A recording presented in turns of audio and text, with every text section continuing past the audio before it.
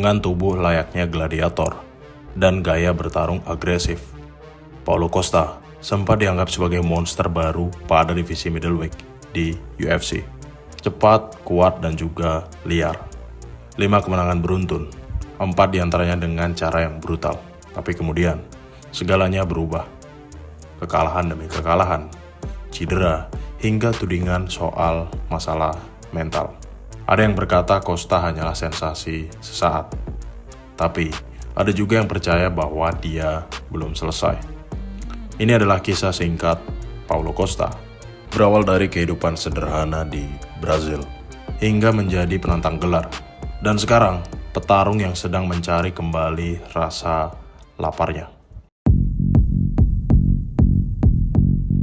Paulo Henrique Costa lahir pada 21 April tahun 1991 di Belo Horizonte, ibu kota Minas Gerais, Brasil. Dia adalah anak pasangan Carlos Roberto, seorang tukang yang serba bisa, dan Maria Augusta. Dalam keluarga ada satu figur penting, kakaknya, Carlos Costa, yang kelak menjadi pelatih, mentor, dan juga partner dengan sepenuh hati. Masa kecilnya di lingkungan Contagem sangat sederhana. Seperti banyak anak-anak lainnya di Brasil, Paulo tumbuh di jalanan. Dia juga sering mengalami perkelahian, seperti anak muda pada umumnya di Brasil, di mana anak seusianya butuh cara untuk menyalurkan emosi. Pada usia 9 tahun, Paulo mulai mengenal Muay Thai. Awalnya untuk mengatur kedisiplinan, menahan diri, supaya tidak terjerumus ke jalan yang salah. Saat remaja, dia berlatih Brazilian Jiu-Jitsu di bawah bimbingan kakaknya, sebelum kemudian berhenti sejenak karena sang ayah meninggal akibat kanker tenggorokan pada saat Paulo berusia 17 tahun. Kehilangan ayah bukan membuatnya mundur. Sebaliknya, Paulo kembali ke gym dan mulai serius untuk berkompetisi. Dia bahkan sempat bekerja sebagai guru IT dan agen real estate untuk membantu ibu mereka membayar tagihan rumah. Dia dijuluki Borrachinha, yang dalam bahasa Portugis berarti karet kecil, di mana nama ini didapatkan karena kakak dari Paulo Costa memiliki julukan Rubberman atau manusia karet karena elastisitas tubuhnya. Dan dia mendapatkan julukan Little Rubber yang dirubahnya menjadi The Eraser karena dia tidak menyukai translate dari kata Borrachinha ke dalam bahasa Inggris dan memilih julukannya menjadi The Eraser. Setelah mengasah kemampuan Muay Thai dan Brazilian Jiu-Jitsu sejak usia remaja, Paulo Costa memulai karir profesionalnya pada dunia MMA tahun 2012 di usia 21 tahun. Setelah mengasah kemampuan Muay Thai dan Brazilian Jiu-Jitsunya sejak usia muda, Paulo Costa memulai karir profesionalnya di dunia MMA pada tahun 2012 di usia 21 tahun.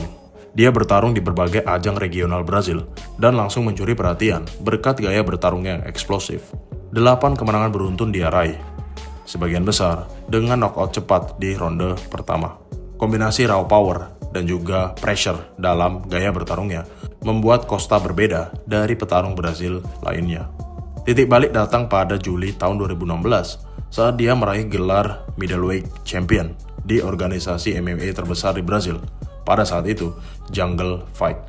Dan tidak berhenti di situ, Costa berhasil mempertahankan sabuknya 1 kali dengan kemenangan yang impresif, mempertegas dominasinya pada tingkat nasional. Dia kemudian tampil pada The Ultimate Fighter Brazil yang ketiga, namun tersingkir lebih awal. Meski begitu, penampilannya cukup menggoda perhatian para pencari bakat dari UFC. Pada tahun 2017, Paulo Costa resmi dikontrak UFC dan melakukan debutnya pada ajang UFC Fight Night 106 melawan Garrett McLellan. Hasilnya, TKO pada ronde pertama. Pada saat itu penonton pun menyadari bahwa dia bukan petarung biasa. Sejak saat itu, nama Borrachinha mulai mencuat sebagai monster baru pada divisi middleweight di UFC dengan gaya bertarungnya yang sangat agresif dan juga memiliki mentalitas predator. Setelah debutnya yang impresif pada UFC Fight Night 106, Paulo Costa seperti tak terhentikan. Dia menghancurkan Garrett McLellan hanya dalam 2 menit. Tapi itu baru permulaan.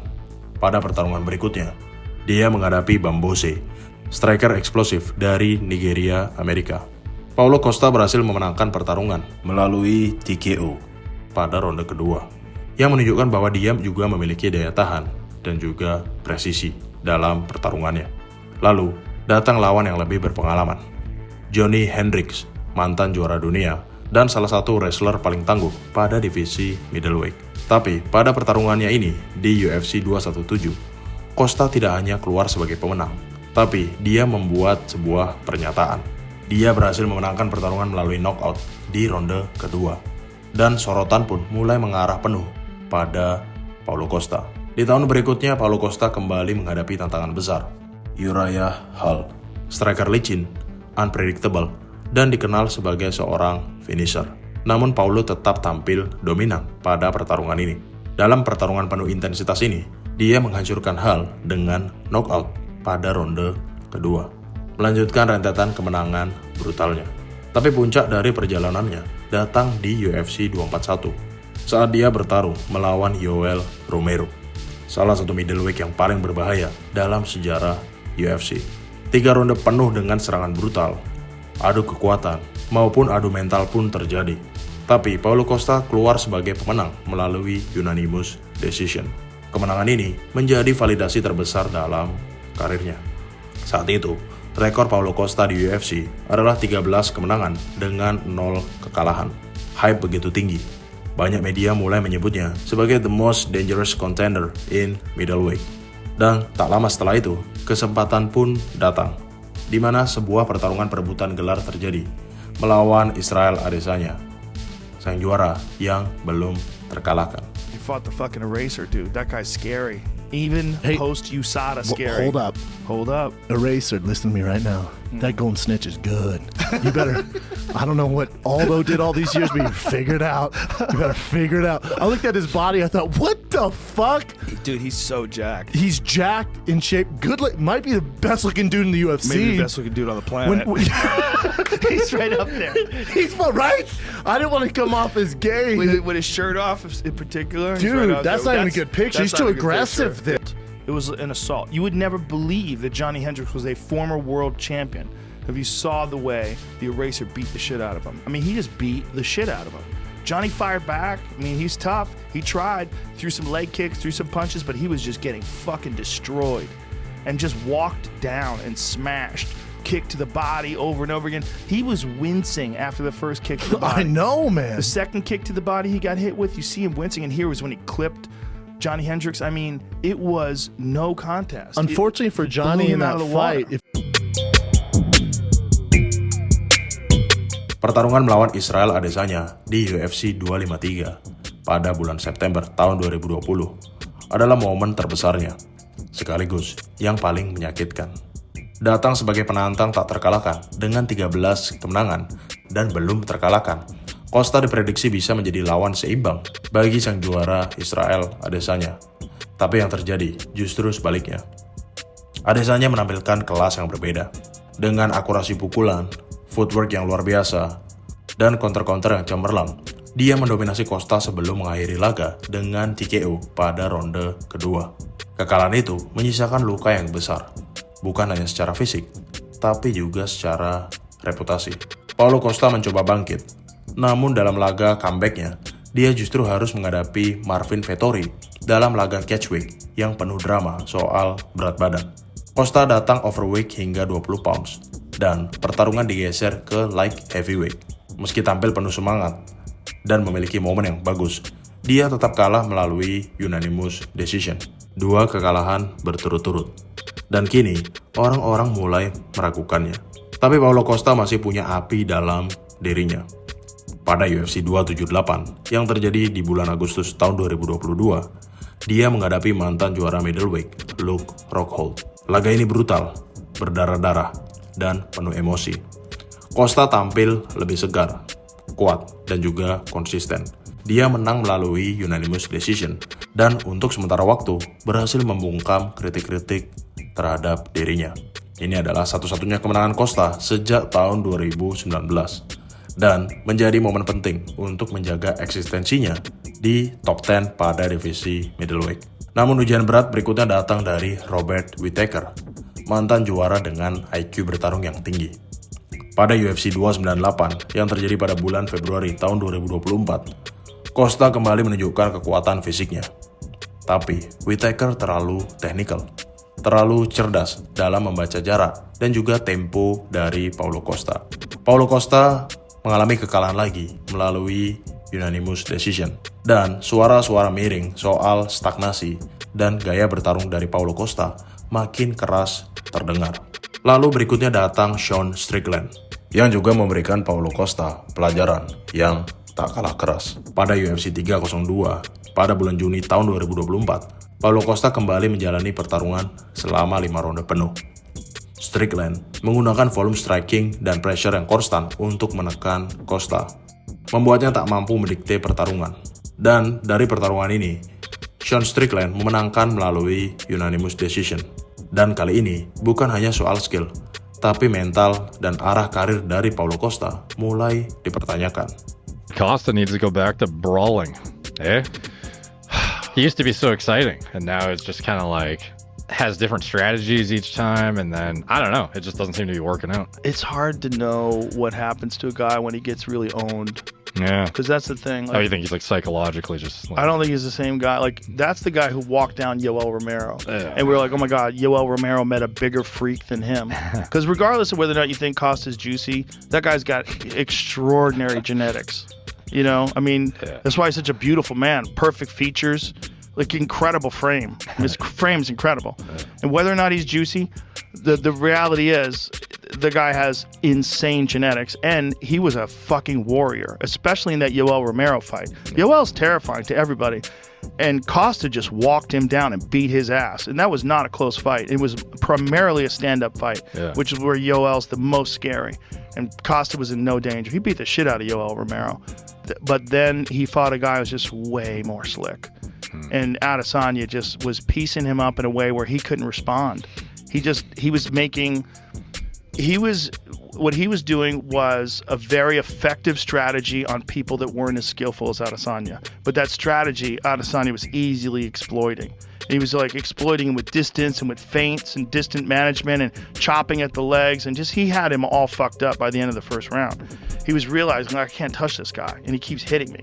And when he would touch Izzy would be rolling with the punches, or he'd block the kick and just move away from it as he's getting hit, and then just keep stabbing at him from a distance. And it was just, he was too good. That's Izzy in his prime when he was at the top of the food chain. And at that moment, he fought the best Israel Adesanya that's ever been. And that's like we were talking about, like, how good does a guy compete in that this gap of a couple of years or 3 years where he's just in his prime. I think that was what it was. That was Izzy in his prime, which is one of the greatest fighters of all time, against Paulo Costa, who just didn't have the answers to that. Paulo Costa adalah penyerang agresif, di mana dia selalu maju. Dan hal inilah yang membangun reputasinya lewat kekuatan brutal dan tekanan tanpa henti. Dia adalah striker dengan latar belakang Muay Thai dan Brazilian Jiu-Jitsu. Namun, gaya utamanya tetap striking. Dua elemen inti yang selalu diandalkan adalah pressure fighting. Dia selalu maju, dan dia selalu menutup jalur pergerakan dari lawan-lawannya dan melepaskan pukulan-pukulan power yang brutal. Yang kedua adalah knockout power. 11 dari 14 kemenangannya di UFC diraih melalui knockout maupun TKO. Dan dia juga memiliki 79% efektivitas ketika dia masuk ke dalam ground and pound. Namun gaya bertarungnya bukan tanpa kelemahan. Rata-rata, Paulo Costa menerima 7 serangan setiap menit, di mana ini sedikit di atas rata-rata pada divisi ini. Dan Paulo Costa juga terlihat kurang bisa beradaptasi di tengah-tengah pertarungan. Kurangnya adjustment dalam ronde yang panjang seringkali membuatnya kalah dalam pertarungan-pertarungannya. Dia pun pernah disebut oleh Stephen Thompson sebagai brawler, bukan sebagai seorang striker yang teknikal, yang mengandalkan kekuatan dibandingkan teknik dan juga presisi. Paulo Costa adalah tank berjalan dengan gaya yang sangat agresif. Namun gaya bertarungnya memiliki kelemahan jika dia melawan seorang striker yang lebih teknikal. Dengan rekor 14 kali kemenangan dan 4 kekalahan, Paulo Costa saat ini berada dalam fase kritis dalam karirnya. 4 kekalahan tersebut memang tidak terjadi secara beruntun, tapi tetap menunjukkan pola yang harus dia pecahkan. Setelah kekalahan berat dari Israel Adesanya, dia sempat bangkit dengan kemenangan atas Luke Rockhold. Namun 2 kekalahan selanjutnya dari Robert Whittaker dan juga Sean Strickland kembali membayangi harapannya untuk masuk ke jalur perebutan gelar. Awalnya, dia dijadwalkan bertarung melawan Roman Kopylov pada UFC 317 yang akan diadakan pada 28 Juni tahun 2025. Sebuah laga yang penting untuk comeback-nya. Namun seiring semakin dekatnya dengan jadwal pertarungan, UFC menarik pertarungan ini dari ajang UFC 317 dan dipindahkan ke UFC 318 yang dijadwalkan berlangsung pada 19 Juli tahun 2025. Kopylov sendiri sedang dalam momentum kuat karena kemenangan knockout head kick-nya atas Chris Curtis pada Januari tahun 2025 dengan rekor 14-3-0-0 secara keseluruhan. Artinya, Paulo Costa tidak hanya akan menghadapi petarung yang tajam, tapi juga harus mengelola ketidakpastian dalam persiapan penjadwalan ulang ini. Tambahan tekanan dari 8 bulan tanpa pertarungan ini dan 2 kekalahan terakhir dari Whittaker dan Sean Strickland membuat pertarungan ini bukan comeback yang biasa. Ini adalah ujian ketahanan mental dan juga kedisiplinan. Pertarungan ini sudah bukan tentang menang atau kalah, tapi ini tentang menunjukkan komitmen dan kesiapan secara profesional. Yang kedua adalah adaptasi cepat terhadap perubahan. Dan yang ketiga adalah kemampuan untuk kembali ke dalam top 10 divisi middleweight.